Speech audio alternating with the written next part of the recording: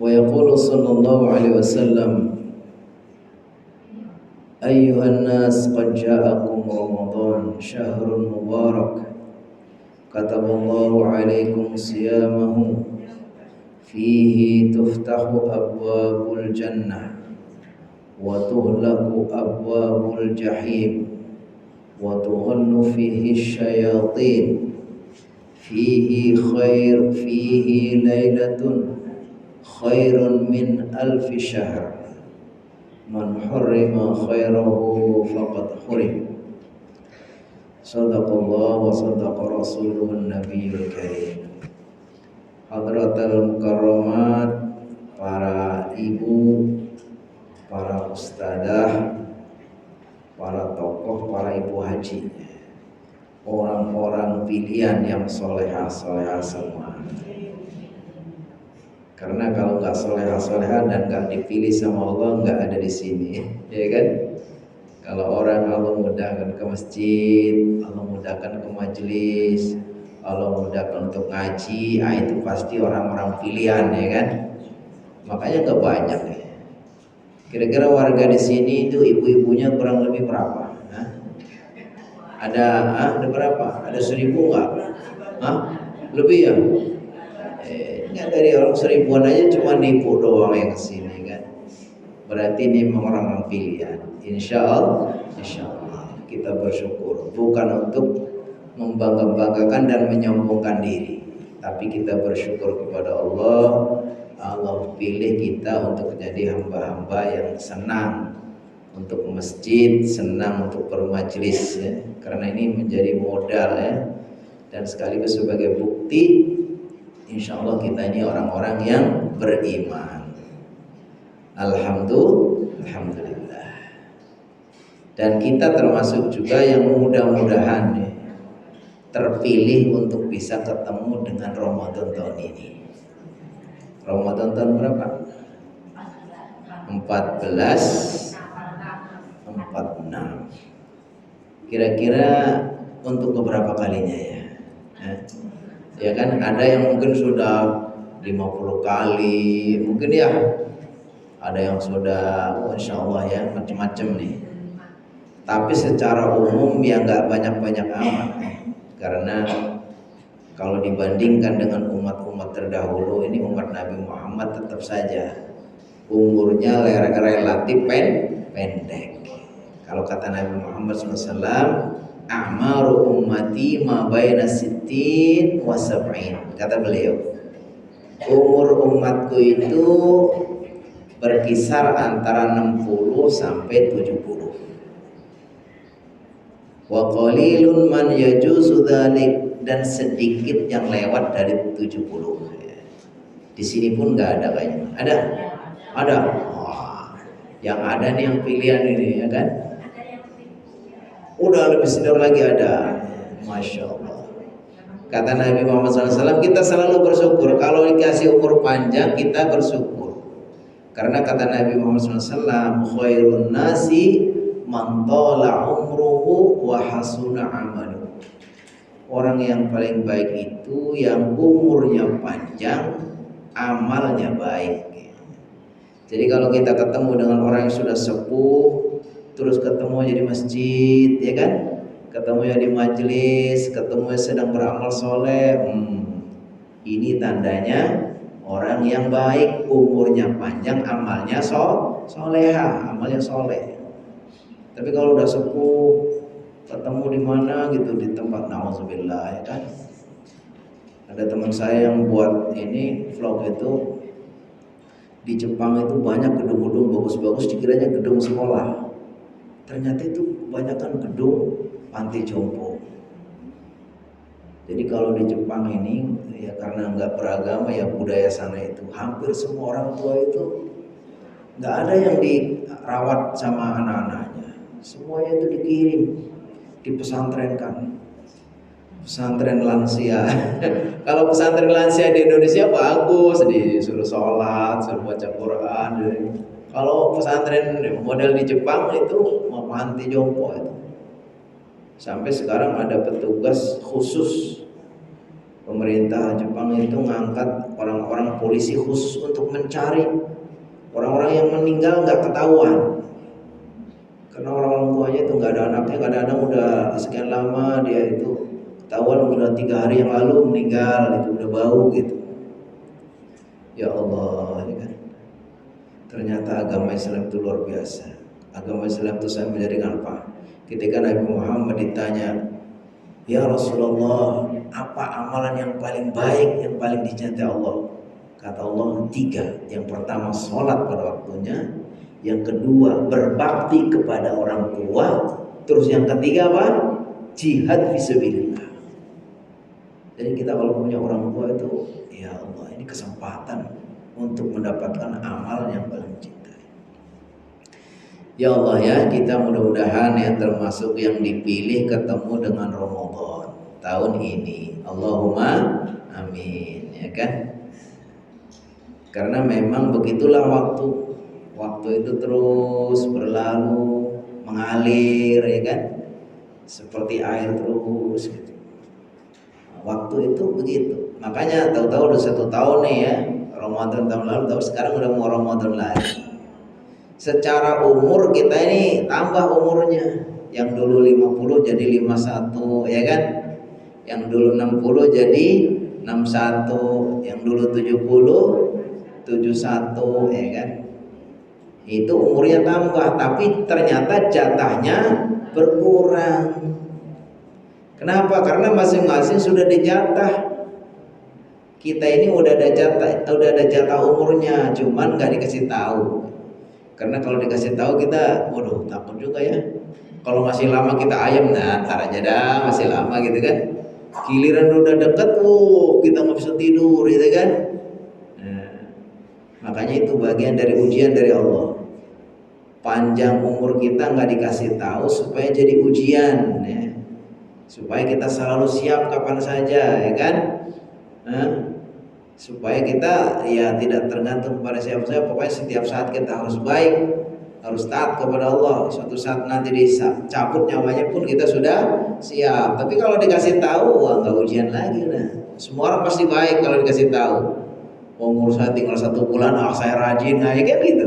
Karena dikasih tahu gitu kan. Nah, jadi nggak ujian lagi. Jadi insya Allah kita berdoa mudah-mudahan Allah kasih umur panjang. Sekarang udah hari Selasa. Kalau takdirkan Allah nanti puasanya hari apa? Sabtu, berarti tinggal berapa hari lagi ya?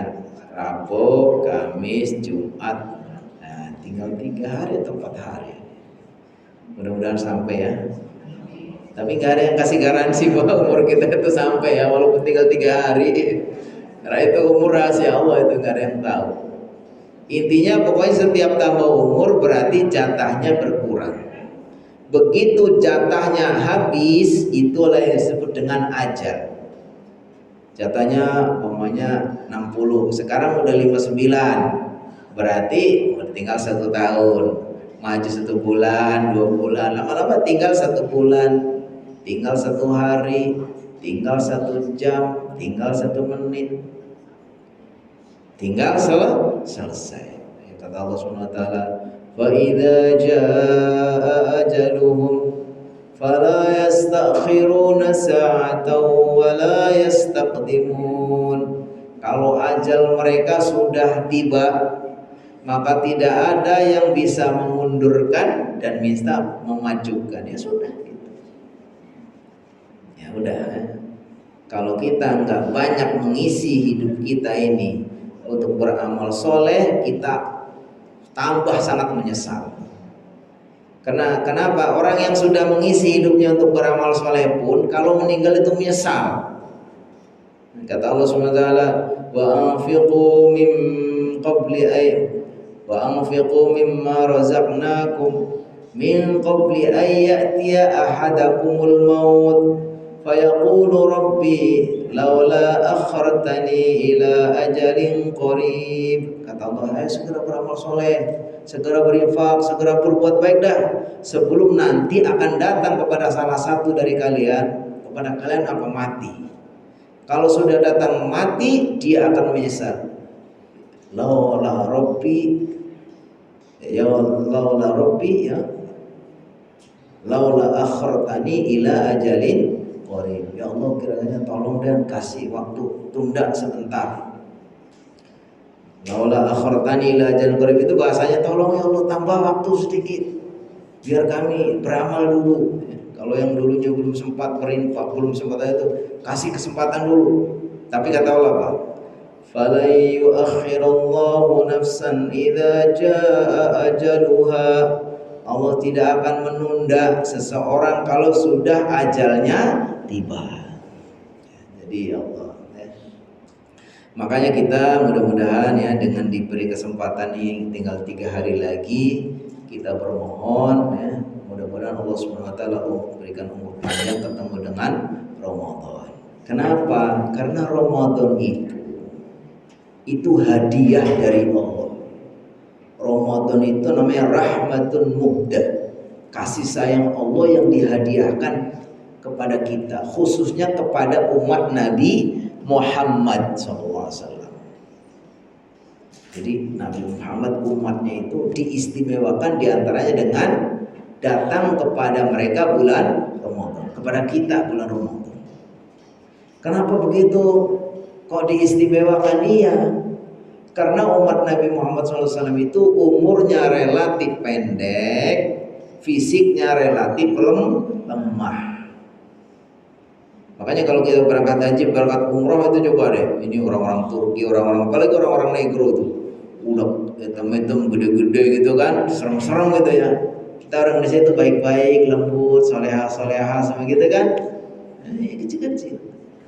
Tapi sebetulnya secara umum umat Nabi Muhammad itu memang umat sekarang ya paling mereka ya 22 meter lah, 2 meter lebih dikit atau gitu. Secara umum kalau kita orang Indonesia ya 170, 175, 160 gitu. Fisiknya lebih lemah, umurnya lebih pendek. Tapi dengan rahmat Allah itu, Allah menghendaki agar umat Nabi Muhammad ini prestasi amalnya, derajatnya, amal solehnya itu tidak kalah dengan umat-umat terdahulu yang umurnya lebih panjang, fisiknya lebih kuat. Gimana itu caranya Ustaz?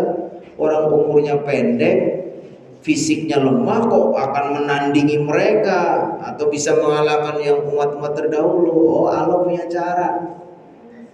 Allah punya cara, ya kan? Bagaimana supaya orang-orang yang umurnya lebih pendek, fisiknya lebih lemah, tapi prestasinya tidak kalah? Nah, itu bagian dari rahmat Allah. Di antaranya apa? Dihadiahkan kepada kita bulan Ramadan. Makanya kata Nabi Muhammad SAW, kalau menjelang Ramadan, hadis Anas meriwayatkan beberapa hadis yang lain. Di antaranya mengatakan, Ayyuhan nas qad ja'akum Ramadan. Wahai para sahabatku, wahai umat Islam, sebentar lagi akan datang kepada kalian bulan Ramadan. Syahrun mubarak, bulan yang banyak berkahnya. Fihi tuftahu abwabul jannah. Di bulan itu surga, pintu-pintu surga itu dibuka. Sebagai kinayah bahwa kita itu mendapatkan surga itu mudah sekali. Karena amal-amal itu dilakukan itu lebih ringan, pahalanya lebih besar gitu kan. Wa tughlaqu fi abwabun niran. Di bulan itu pintu-pintu neraka ditutup. Sebagai gambaran sebetulnya orang mau bermaksiat itu di bulan Ramadan itu dipersempit ya kan. Karena kondisinya itu mendorong kita untuk beramal soleh, ngeliat orang pada puasa, pada ya pokoknya sehingga orang itu masuk neraka itu istilahnya berbuat maksiat itu agak dipersempit. Bahkan apa? Wa tughallu fi syayatin. Setan-setan pun dibelenggu. Yang dulunya itu sangat dominan, bisa mempengaruhi orang untuk berbuat jahat, kalau di bulan Ramadan itu dibelenggu, jadi berkurang.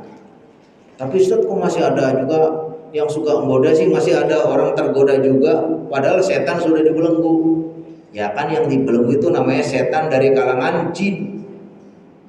Tapi setan kalangan manusia enggak.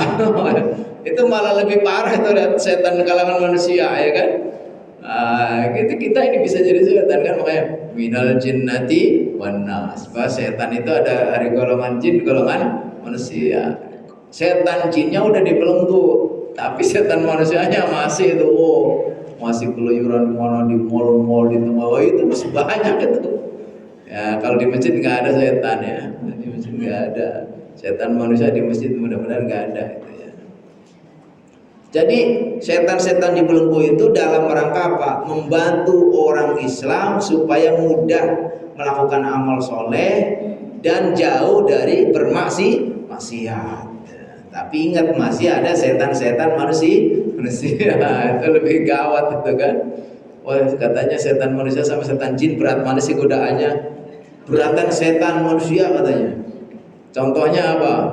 Tadinya kita mau berjamaah atau mau bermajelis malas bangetin, digoda sama setan itu malas-malasan. Tapi dilawan udah berangkat aja. Gila lu sudah berangkat di jalan ketemu temennya. Mau kemana nih? Mau ke majelis. Ngapain ke majelis? Ustadznya itu aja udah. Ayo kita jalan-jalan aja ke mall. Akhirnya nggak jadi ke majelis, jadi kemana? Ke mall. Godaan setan manusia. Jadi godaan setan jin bisa dikalahkan ya, males bisa dilawan. Tapi giliran temennya ngajak ditarik aja udah ayo ngapain ke majelis ya kan? Akhirnya berangkat ya kan. Jadi ya Allah ya. Tapi kata Rasulullah SAW di bulan Ramadan itu setan-setan dibelenggu. Dan yang istimewa kata beliau fihi lailatun khairun min alfi syahr. Fihi di bulan Ramadan itu ada malam yang nilainya lebih baik dari 1000 bulan. Jadi kalau lebih baik dari 1000 bulan, 1000 bulan itu ternyata sama dengan 83 tahun. Mungkin kalau bulan Masehi 83, kalau bulan Hijriah bisa 84. Umur umat Nabi Muhammad wajarnya itu sekitar 60 sampai 70. Dia bisa dapat malam Lailatul Qadar sekali saja itu sudah sebanding beramal soleh selama 83 tahun. Berarti udah melampaui itu. Coba kita bayangkan ya, kalau kita umat Nabi Muhammad itu bisa ketemu dengan Lailatul Qadar ini 10 kali aja. 10 kali berarti 83 kali 10 berapa? 830.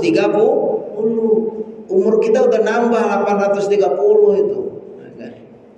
Apalagi kalau yang sampai Allah kasih umur panjang, mungkin bisa sampai 20 kali ketemu Lailatul Qadarnya. Bisa 30 kali. Udah deh. Umat-umat terdahulu yang panjang-panjang umurnya pun lewat semua ke balap sama kita kan. Itu tandanya Allah itu sayang. Karena memang spesial umat Nabi Muhammad SAW. Jadi kalau kita dapat sekali saja udah, kata para ulama memaknai ada satu malam yang lebih baik dari 1000 bulan itu artinya kalau kita beramal soleh, kalau kita beribadah, kita beramal soleh pada malam hari itu dilipat gandakan seperti kita ibadahnya selama 83 tahun atau lebih. Gitu maksudnya. Jadi sebanding dengan 83 tahun yang tidak ada malam Lailatul Qadarnya. Kalau kita dapat sekali. Makanya para ulama kemudian gimana caranya supaya jangan sampai lewat. Maka mereka diantaranya kalau diharapkan pas datangnya malam Al-Qadar itu mereka beriktikaf. Karena iktikaf itu satu ibadah yang nyambung. Begitu kita udah masuk masjid sudah niat nawaitul i'tikaf fi hadzal majlis atau fi hadzal masjid ma dumtu fihi lillahi ta'ala. Kalau sudah niat beriktikaf sampai kita keluar lagi tetap aja harga pahala yang ngalir aja.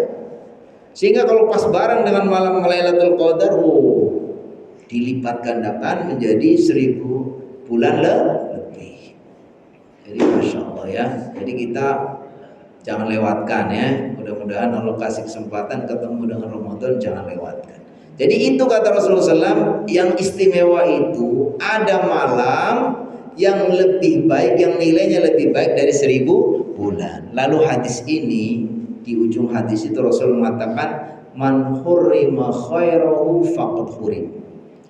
Siapa yang sudah dapat kesempatan kayak gitu tuh, kok dia itu nggak ambil kesempatan, sampai dia itu nggak mendapatkan kebaikan bulan Ramadan, maka sungguh itu keterlaluan sekali. Ya, jadi kalau ada orang datang Ramadan yang dikasih kesempatan seluas-luasnya begitu, kok dia lewatkan begitu saja, cuek aja, biasa kayak Ramadan dengan nggak Ramadan sama aja, malah lebih bandel bawahnya. Wah, itu keterlaluan kata Rasulullah. Siapa yang terhalang dari kebaikan Ramadan, maka sungguh dia itu keterlaluan, berarti betul-betul terhalang. Ya, makanya kita jangan sampai, ya kan? Ingat, ini momen yang sangat berharga. Nah, kalau kita dapat kesempatan, jangan kita lewatkan. Sampai ada dua sahabat diriwayatkan dalam hadis.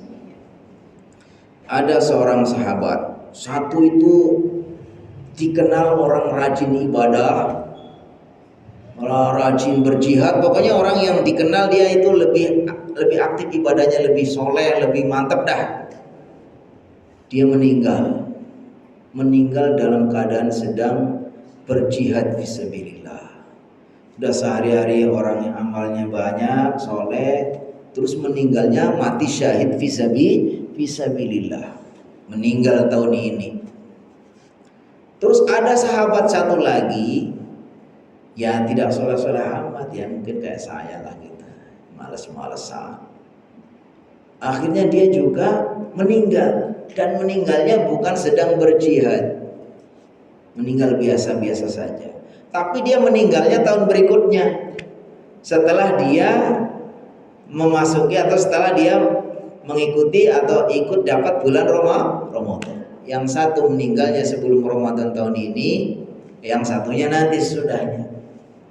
Tiba-tiba ada sahabat. Kalau sahabat yang mimpi ini benar loh.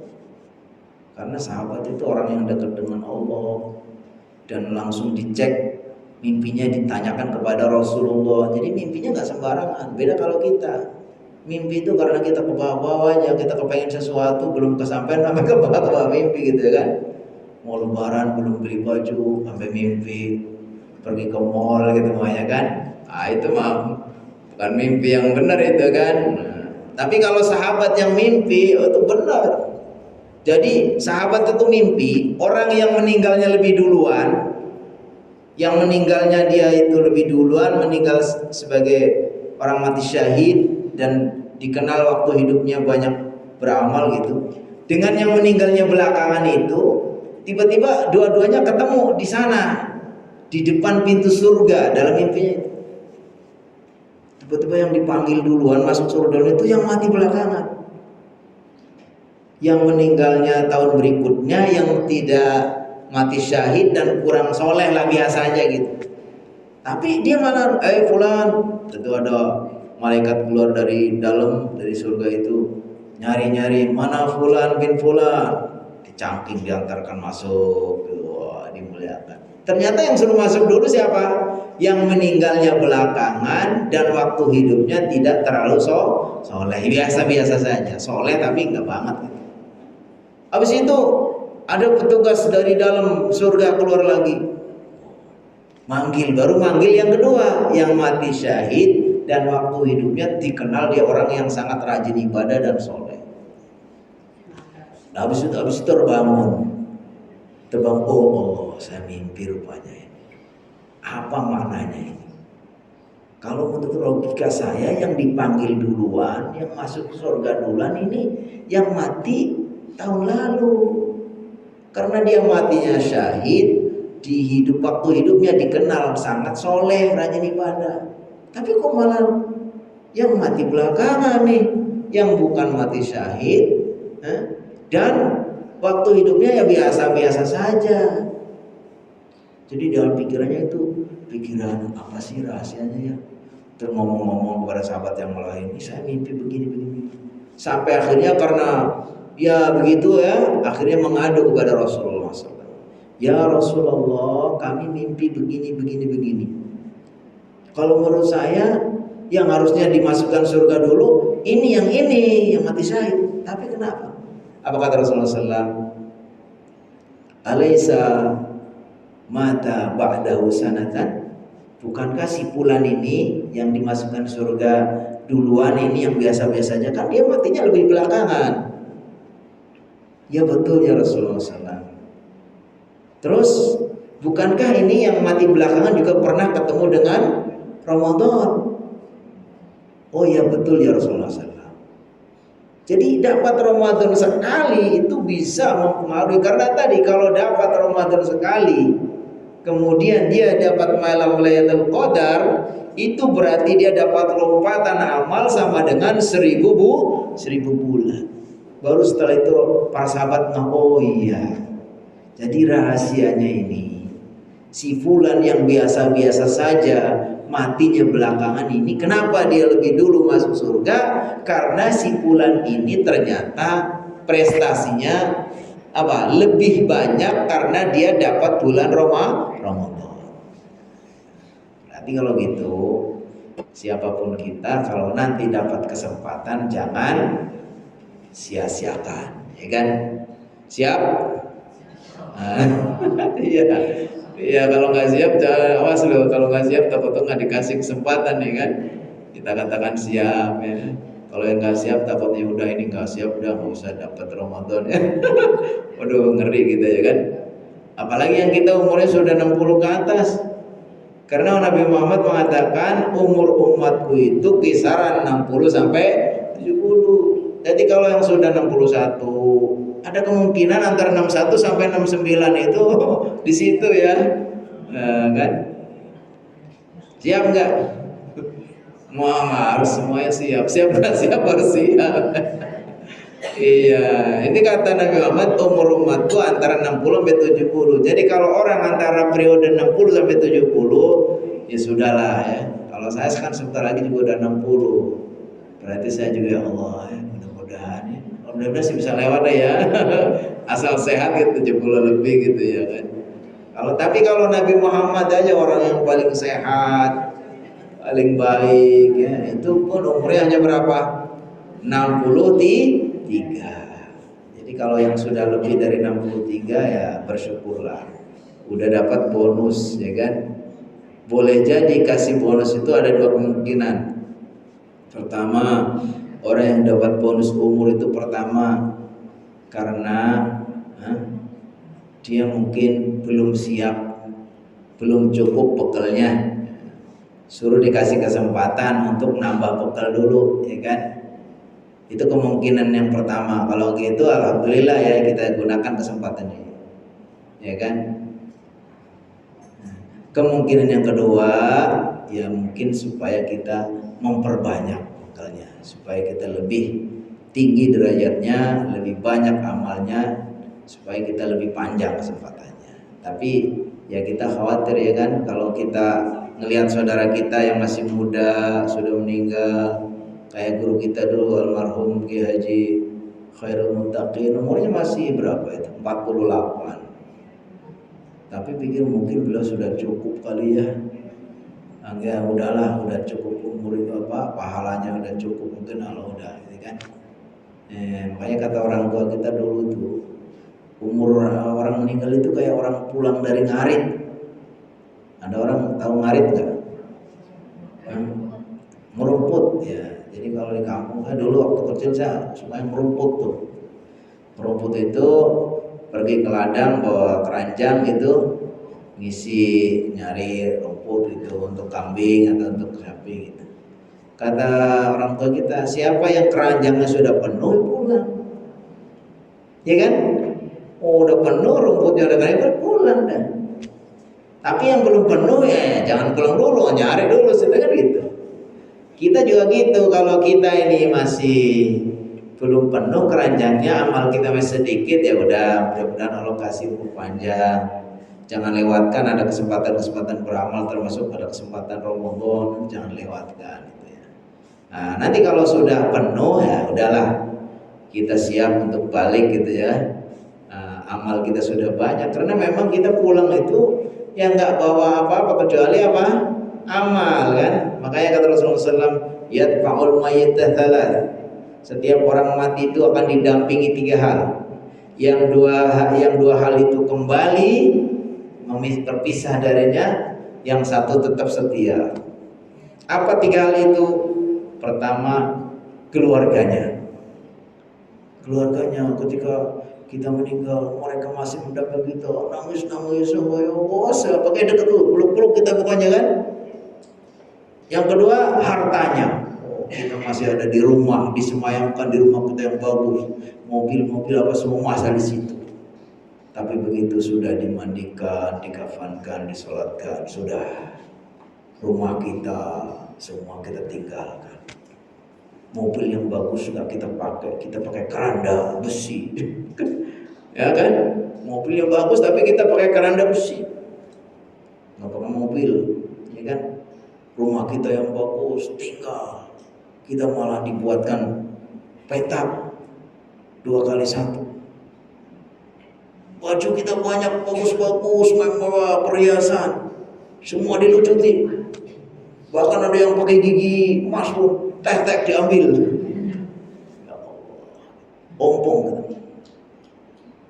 Nah, nggak ada orang meninggal pakai anting-anting, enggak kan? Dilepas. Semua perhiasan kita cukup pakai kain putih tanpa perhiasan. Kita diantar sama keluarganya, harta kita sudah kita tinggal semua. Keluarga masih ngantar sampai ke makam, nangis-nangis mereka. Begitu sudah selesai dimakamkan, coba. Ada pun anak kita yang mau dampingin? Nggak ada. Istri atau suami yang dulu bersumpah setia sehidup semati, coba kalau suaminya mati, istrinya mau nggak? Enggak, ya kan? Berarti harta kita juga meninggalkan kita, keluarga kita juga meninggalkan kita. Yang setia apa? Amal. Itu makanya 3 hal akan mendampingi kita, yang 2 meninggalkan, yang 1 setia. Itu yang disebut amal. Itulah yang saya bilang kalau kita orang sedang ngerumput itu, ngarit itu ya amalnya itu yang kita dapatkan, yang kita bawa pulang. Nah makanya kita Masya Allah ya. Nah, Rasulullah SAW itu ketika menjelang Ramadan itu biasanya momennya itu mengingatkan para sahabat, wahai para sahabat, sebentar lagi datang bulan Ramadan, bulan yang penuh berkah, begini-begini. Untuk apa? Supaya para sahabat ini secara mental itu memang punya keinginan, kerinduan, punya semangat untuk mengisi kesempatan ini sebaik-baiknya. Itu namanya tarhib. Kita makanya di sini suka ada acara apa namanya tarhib. Tarhib artinya apa? Menyambut. Marhaban ya Ramadan, marhaban sahur siam. Itu artinya kita sedang menyambut. Ternyata menyambut Ramadan ini sudah diingatkan oleh baginda Nabi menjelang Ramadan. Supaya apa? Supaya para sahabat ini, ya kalau supaya kita ini supaya betul-betul siap, mengkondisikan diri kita secara mental siap untuk berlapar-lapar, ya kan? Siap untuk berhaus, siap untuk ya tidak sehari-hari kalau lagi nggak puasa kan udah makan aja, ngemil aja gitu ya, udah makan kacang nggak mau berhenti ngopi gitu kan ya. Wah nanti kalau Ramadan off dulu, itu harus siapkan. Nah kalau para sahabat itu kayak gitu udah dikasih tahu dulu oleh Nabi Muhammad SAW supaya mereka siap. Makanya kalau diceritakan nih orang-orang soleh terdahulu itu, dia merindukan Ramadan itu sampai kadang ada yang 6 bulan sebelumnya itu sudah menyiapkan, sudah merindukan. Mereka berdoa, Allahumma sallimna ila Ramadan wa sallim lana Ramadan wa tasallamhu minna wa taqabbala. Ya Allah tolong sampaikan sampai bulan Ramadan, ya kan? Bisa ketemu dengan Ramadan. Kalau kita di masyarakat Indonesia minimal 2 bulan sebelumnya. Kalau 2 bulan menjelang Ramadan kita sudah sering dengar Allahumma barik lana. Ada yang apa enggak? Allahumma barik lana fi Rajaba wa Syahbana wa ballighna Ramadan.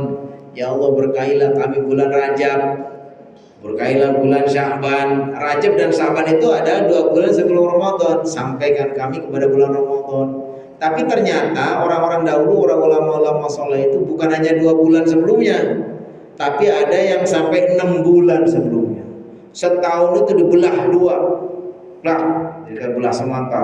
6 bulan sebelumnya itu sebelum Ramadan berdoa supaya ketemu Ramadan, 6 bulan sesudah Ramadan berdoa supaya ibadahnya diterima. Wah, itu luar biasa itu.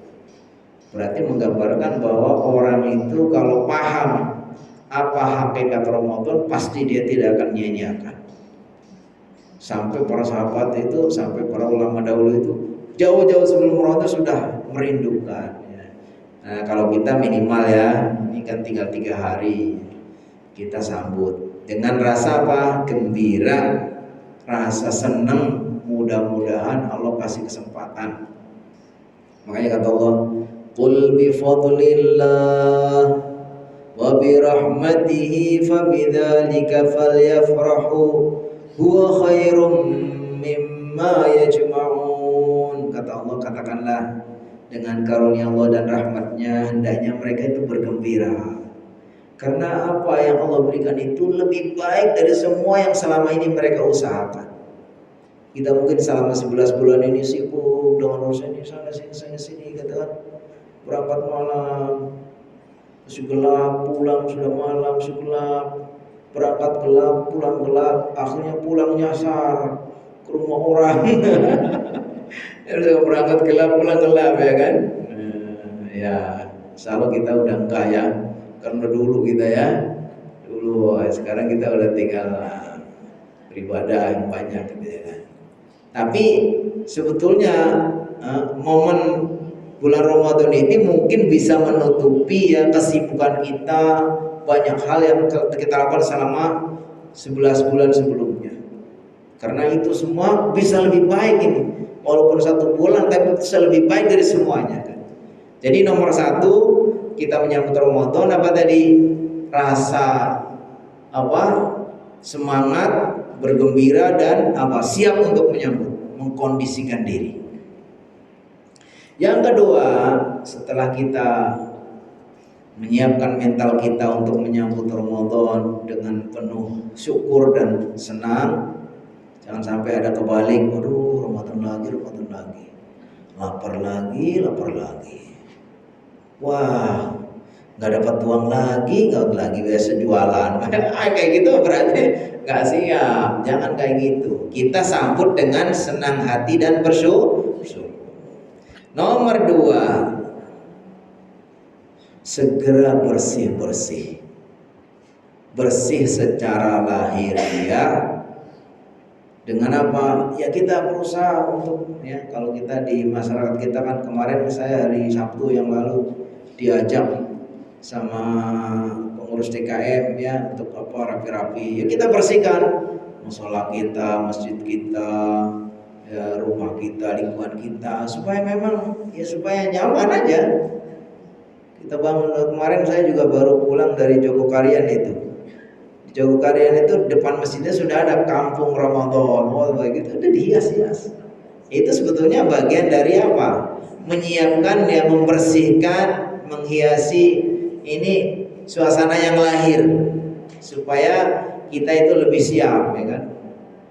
Bahkan ada yang salah mengartikan, ada istilah mandi bareng menjelang Ramadan. Ada nggak? Itu di mana itu tradisi itu ya? Di Sumatera Barat.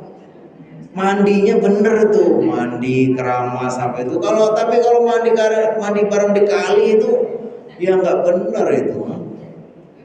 Ya kalau mandi bareng di kali kelihatan yang lain itu ya malah nggak. Tapi bersih-bersihnya, semangat untuk kita bersih-bersih secara lahiriah, fisik kita, badan kita, rumah kita, lingkungan kita, ya bener, bagus. Tapi yang tidak kalah penting adalah membersihkan diri secara batin. Bukan sekedar bersih lahiriahnya, kita mandi pakai pakaian yang bersih, bukan itu doang, belum cukup, tapi harus bersih secara batin. Apa batin kita ada yang ngotorin? Ada nggak? Batin kita itu kotor itu bukan dengan debu, bukan dengan macam-macam, tapi yang mengotori batin kita itu apa? Dosa dan maksiat, ya kan? Kalla bal rana ala qulubihim ma kanu yaksibun, kata Allah ya. Kalla, sekali-kali tidak, bal rana ala qulubihim, tapi sudah berkarat di hati mereka, maka yaksibun, dosa-dosa yang mereka lakukan. Jadi setiap kita berbuat dosa itu, ternyata dosa itu akan membekas, meninggalkan noda kotoran di dalam hati. Tapi itu bukan hati fisik, hati nurani. Bukan dilihatnya hati hitam-hitam, bukan. Hati nurani, hati ma'nawi. Kata Rasulullah SAW, innal abda idza adnaba dzamban nakata fi qalbihi naktatun sauda. Sesungguhnya seorang hamba bila dia berbuat satu dosa, maka akan membekas di hatinya satu noda. Jadi kalau kita sering berbuat dosa itu, noda-noda dalam batin kita itu banyak. Makanya kata Allah, kalla balrona, sampai apa? Sampai berkarat di hatinya. Terus bagaimana cara membersihkannya? Kalau tadi kan noda batin ini karena akibat dosa. Bagaimana supaya kita itu bersih? Nah, gimana kalau kita pengen dibersihkan dosanya? Pertama kita harus bertaubat, mohon ampun kepada Allah.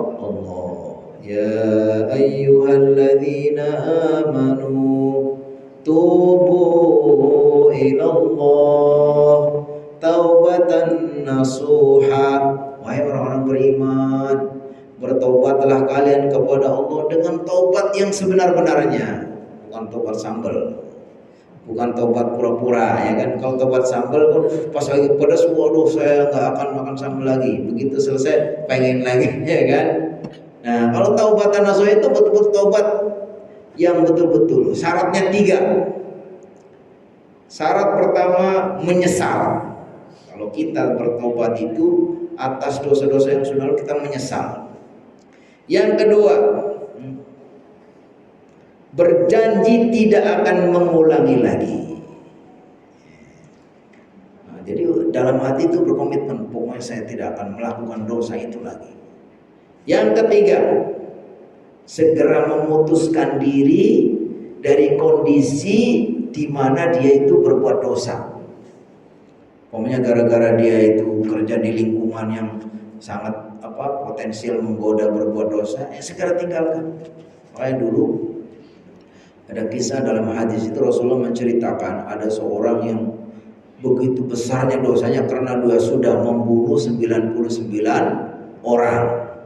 99 orang itu dosanya kayak apa? Membunuh satu orang aja itu dosanya gede banget. Tapi udah 99. Terus dia datang kepada seorang ulama, orang pendeta, datang. Wahai Tuhan, saya sudah begini-begini, dosa saya sudah begitu besar, saya sudah membunuh 99 orang. Apakah saya masih bisa bertobat? Apakah saya kira-kira masih bisa diterima tobatnya? Kata si pendetanya itu kurang bijak. Ente satu orang aja kamu bunuh tuh dosanya udah kayak apa? Kamu membunuh 99. Oh, kesel dia kan. Tanggung dah, daripada akhirnya si syekhnya itu jadikan yang ke-100. Udah 100 orang. Udah 100 orang dia masih tetap aja, masa sih nggak ada pintu tobat? Allah mesti akan ada, Allah kasih ampun. Akhirnya datang lagi ke ulama yang lain. Sama ulama yang lain, ya udah, Allah itu Maha Pengampun. Ya kan? Kamu walaupun dosanya seperti bilangan pasir di laut, seperti tumpukan pasir, tetap aja Allah itu Maha Pengampun. Tapi kamu syaratnya kalau betul-betul bertobat, kamu jangan lagi di daerah sini.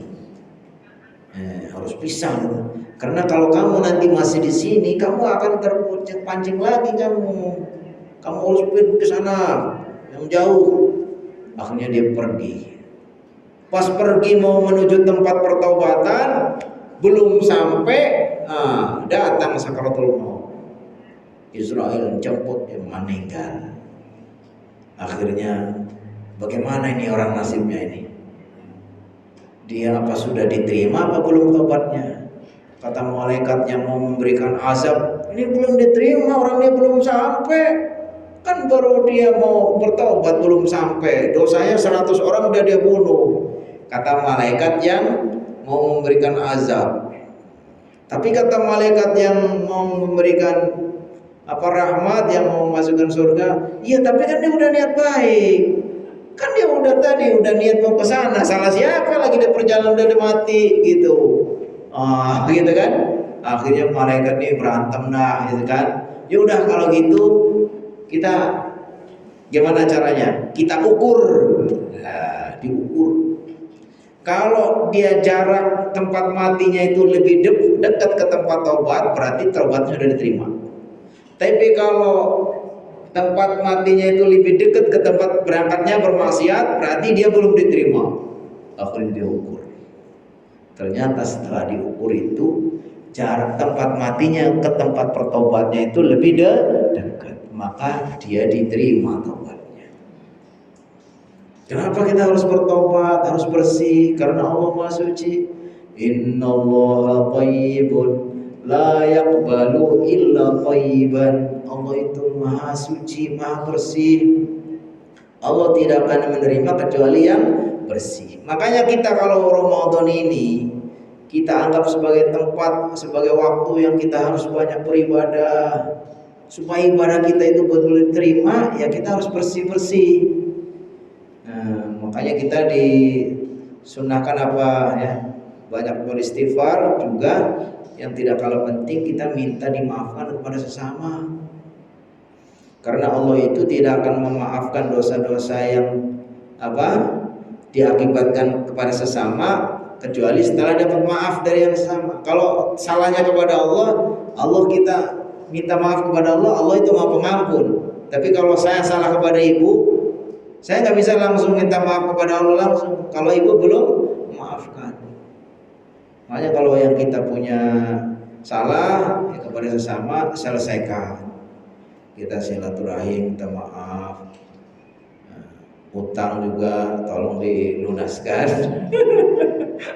Yang punya utang, punya utang, mau Ramadan ya lunas ya gitu. Siapa tahu dia, ya udahlah saya lunaskan, alhamdulillah ya kan.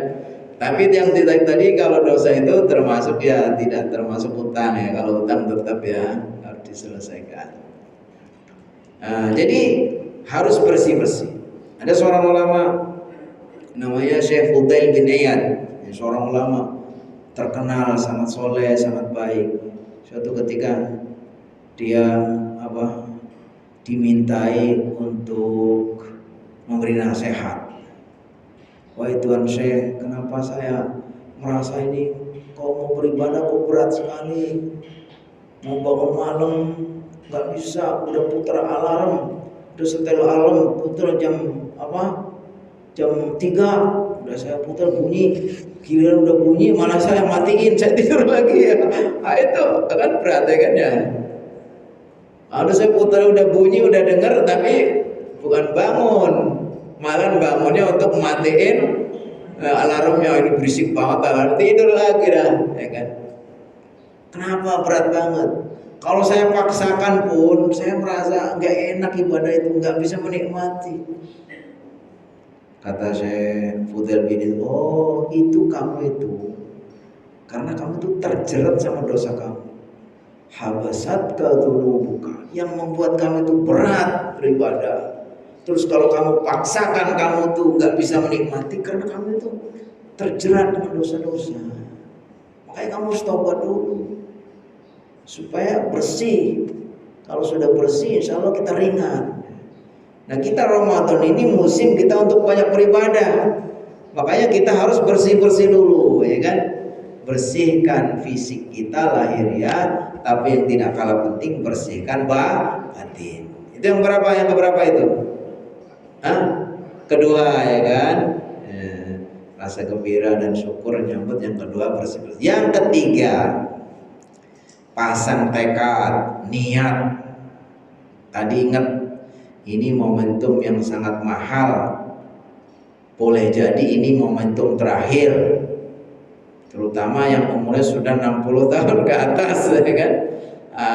Karena ada kemungkinan antara 60 sampai 70 lah kita berakhir ini riwayat hidup kita.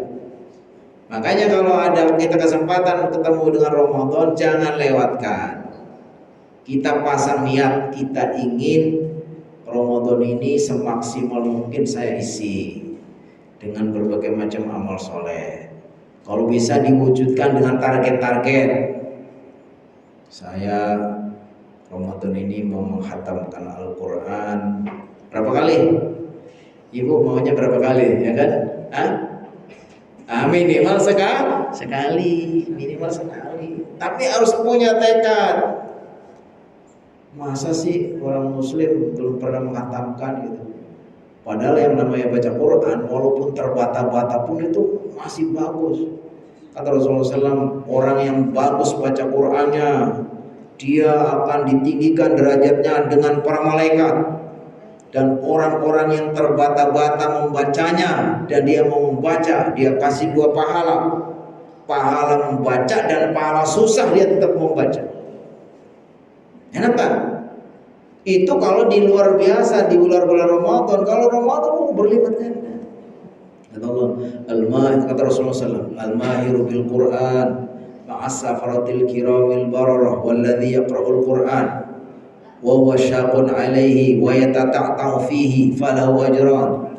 Orang yang pandai baca Quran, Allah tinggikan derajatnya dengan para malaikat. Orang yang kesusahan baca Quran, terbata-bata, lalu dia kasih 2 pahala, pahala membacanya dan pahala kesusahannya. Jadi jangan khawatir. Minimal kita punya target, niat minimal menghatamkan sekali.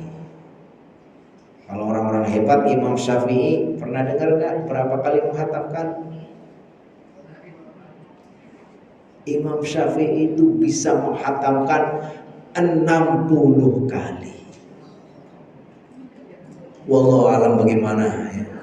Karena beliau ya hafal, udah sangat hafal. Jadi pagi mulai, sore hatam, sore mulai, pagi hatam. Jadi Ramadan kalau pas dia Ramadan 30 hari, ya kan? Dia apa? Dia hatam 60 kali. Ya Allah. Kita kalau dengar itu malu nggak kita? Malu nggak? Iya, malam hatam sekali aja kita udah berat, apalagi. Semakin dekat Lebaran itu semakin berat gitu. Apalagi ya ada kok THR nggak turun-turun ini kan. Pikirannya udah kemana-mana, akhirnya malah ada. Menjelang Ramadan itu semakin dekat Lebaran semakin nggak konsentrasi dah. Khatamnya belum, tapi THR nggak turun-turun. Ya kan? Jadi niat itu kita wujudkan dengan target. Apa maunya targetnya? Khatam Al-Quran berapa kali? Yang kedua, target maunya mau memberi iftar. Saya akan memberi iftar berapa orang? Ya, silakan. Karena man aftara shaiman, siapa yang memberi iftar kepada orang yang puasa, dia akan mendapatkan pahala sama dengan orang yang puasa. Jadi kalau kita nih bikin takjil, bikin iftar 100, berarti kita sama dengan apa? Dapat pahala keutamaan puasa 100 orang, ya kan? Nah, itu kesempatan itu. Tahu duitnya tinggal minta sama ayah, ya kan? Nah, kan? Kita siapin Pak, tolong ini mau bikin takjil sekian. Nah, tinggal minta digesek gitu. Kan kalau ke ATM, ya kan?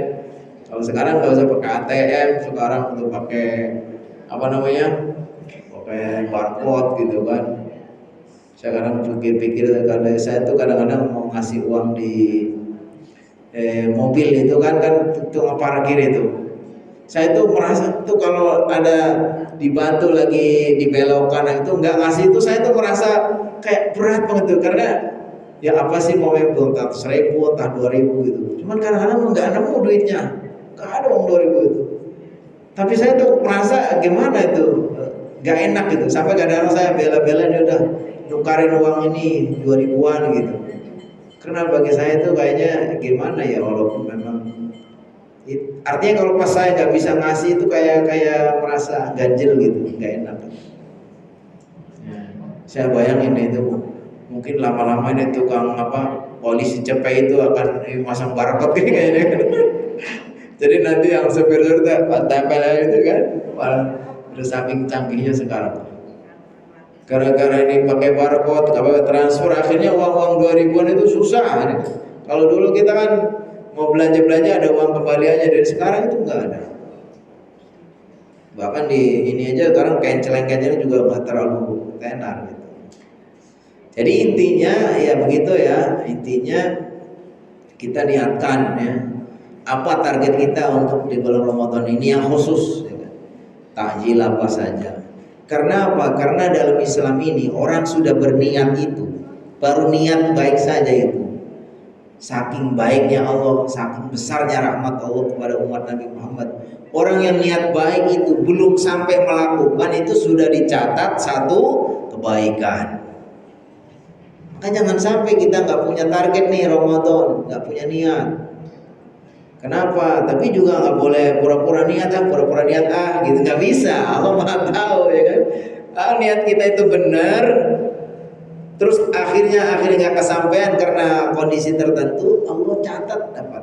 Kata Rasulullah SAW, man hamma bihasanatin falam ya'malha kutiba lahu bihasanah. Orang yang sudah ingin punya niat untuk melakukan kebaikan, tapi karena akhirnya dia ada sesuatu akhirnya nggak bisa melakukannya, maka dia dicatat sudah melakukan satu kebaikan. Kalau akhirnya bisa terwujud, minimal Allah catat 10 kebaikan.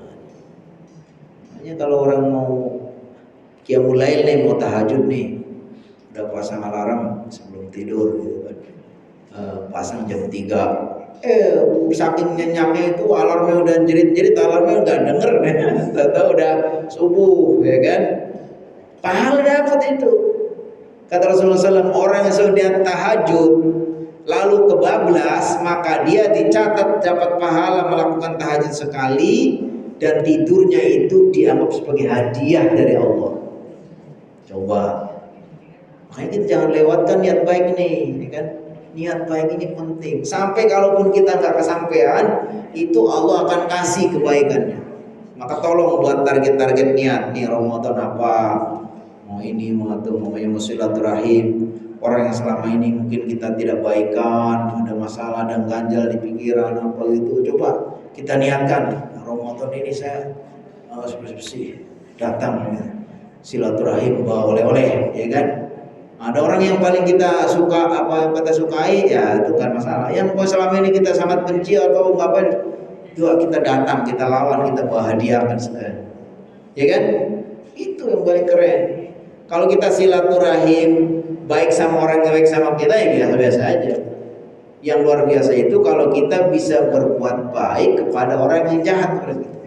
Orang yang kita selalu dibikin sebel sama dia, coba kita kasih hadiah itu, ya kan? Itu baru keren. Pokoknya jangan lewatkan niat. Ada seorang ulama namanya Ahmad bin Hanbal, Imam Ahmad bin Hanbal. Ini salah satu ulama imam madhab yang terkenal, ya kan? Madhab Hambali. Itu punya putra namanya Abdullah. Suatu ketika anaknya minta, Abi tolong aku beri nasihat. Anaknya yang banget ini saking solehnya pengen dikasih nasihat sama abinya itu kan. Kalau anak kita ada nggak yang kayak gitu? Anak kita sama abinya nggak ada yang minta nasihat. Udah banyak kan diomelin kali, udah bosan. Ya itu putranya Imam Ahmad tuh datang ke abinya minta nasihat. Abi tolong aku kasih nasihat. Kata abinya, kamu hendaknya selalu niat baik lah. Kamu itu akan selalu dalam kebaikan selagi kamu itu niat baik. Yani alaika bin niyatil khair fa innaka la tazalu fi khairin ma zilta fi niyatil khair. Wahai anakku, kau selalu berbuat baik. Niat berbuat baik, niat. Ya, karena kalau niat baik itu pikirannya positif. Karena orang yang mau pengen berbuat baik itu pikiran positif. Itu yang membuat orang bahagia, orang itu karena berpikir positif. Kamu selalu niat baik, karena kamu itu selalu dalam kebaikan selagi kamu punya niat baik. Nah, itu nasihat seorang ayah kepada putranya. Terus kata ulama yang lain, wallah, ini nasihat yang sangat berharga. Inilah nasihat seorang ayah yang paling berharga kepada putranya yang sangat dia cintai. Jadi karena bapaknya ingin supaya anaknya dalam kebaikan, di antara nasihatnya apa? Selalu niat baik. Jadi kita yang ketiga tadi apa? Niat berbuat baik. Yang keempat, ngebut nih di jam berapa ini? Lewat. Yang keempat, belajar ilmu tentang amalan-amalan yang akan kita lakukan. Ingat, ini masalahnya ibadah. Kalau ibadah itu nggak boleh ngarang, nggak boleh pakai perasaan kita, nggak boleh ngikutin tradisi. Kan mulai dulu saya begini, kalau mau Ramadan ya kumpul-kumpul mandi bareng di kali. Itu namanya nggak pakai ilmu. Ya, harus pakai ilmu. Bagaimana caranya kita? Ya kita buka lagi fikih Ramadan, kita belajar, kita tanya. Insya Allah sih karena sudah berkali-kali kita ketemu Ramadan, mudah-mudahan kan kita prioritaskan ibadah-ibadah yang wajib dulu. Puasanya dulu, puasa Ramadan. Kita gimana supaya betul-betul puasanya itu benar, sah, ya kan? Jangan sampai melakukan hal-hal yang membatalkan puasa atau melakukan perbuatan yang menghilangkan pahala puasa.